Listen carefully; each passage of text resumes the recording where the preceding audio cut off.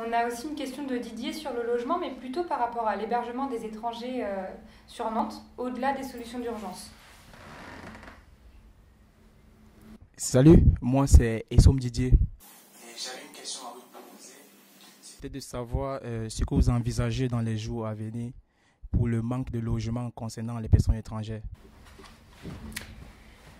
Vous savez, quand au début de l'interview, vous m'avez demandé c'est quoi la réalisation dont vous êtes la plus fière, j'ai hésité à vous répondre sur cette question justement de la mise à l'abri des migrants.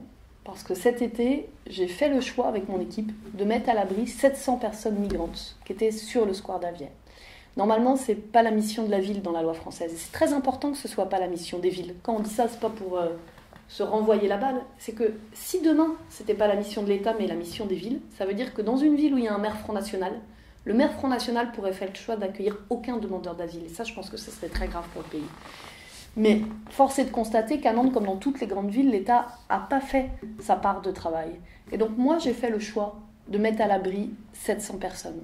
Sur ces 700 personnes qu'on a mis à l'abri, d'abord dans des gymnases, puis dans des lieux, certains ailleurs qu'à Nantes et d'autres à Nantes même, mais partout c'est Nantes qui prend en charge, on a mis un point d'honneur à ce que toutes ces personnes restent accompagnées.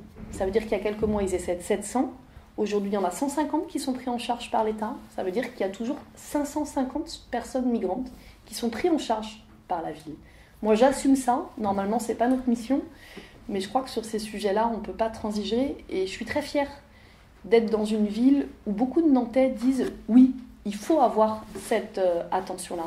Donc je ne dis pas que ça règle tout, loin s'en faut. Je ne dis pas qu'il n'y a pas d'autres situations qui sont difficiles.